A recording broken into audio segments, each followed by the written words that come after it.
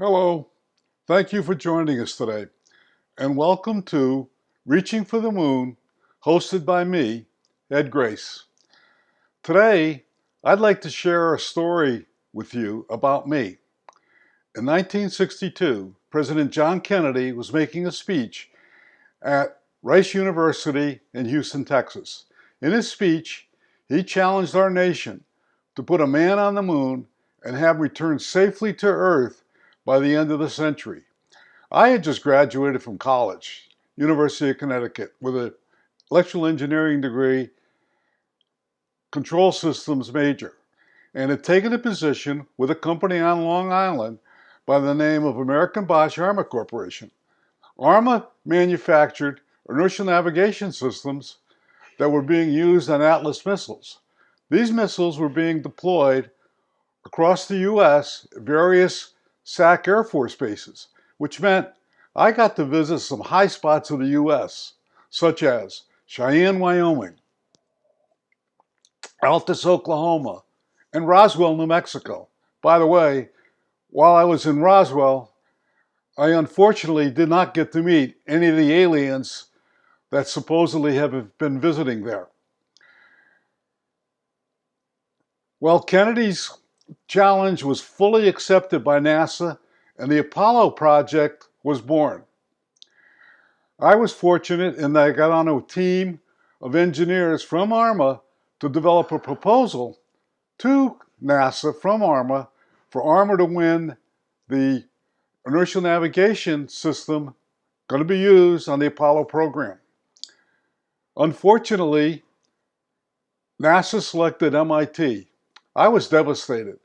I was a young kid at the time, not used to losing, and I really wanted to work on the Apollo program. I mean, it sounded very interesting. A couple months went by, and I was getting more depressed. I came down to breakfast one day. I was married at that time. We had a little boy, a little less than a year old, and I said to my wife, I really want to work on this Apollo program. I'm going to go to work today and quit. Well, I did. I went into work that day. I quit. I came home. We packed our bags into the car. We didn't have a lot of belongings in those days. And we drove to Boston.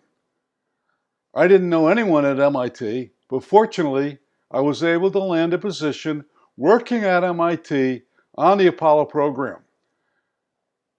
I worked on Apollo for 10 years, all the way from Apollo 1 through Apollo 17. 17 was Gene Cernan, the astronaut, last man on the moon.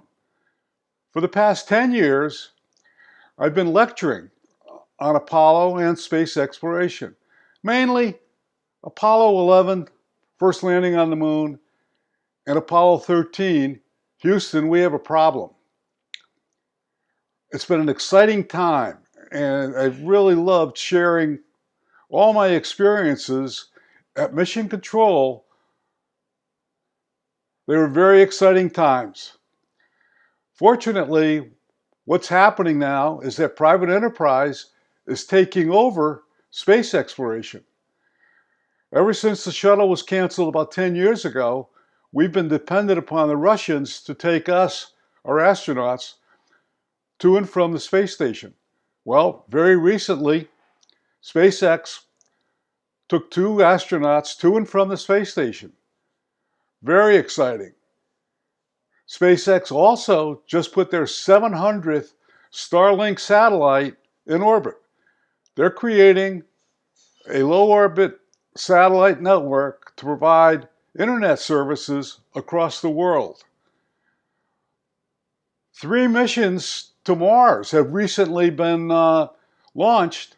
They're all expected to land in Mars in February. Very interesting times. NASA has set a goal to put astronauts back on the moon by 2024, including a woman.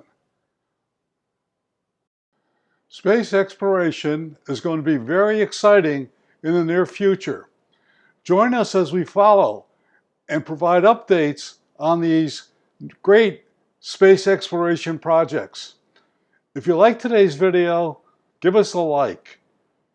Hit the subscribe button and the notification bell to get notified when Reaching for the Moon publishes a new video. Thank you for watching, and remember, failure is not an option.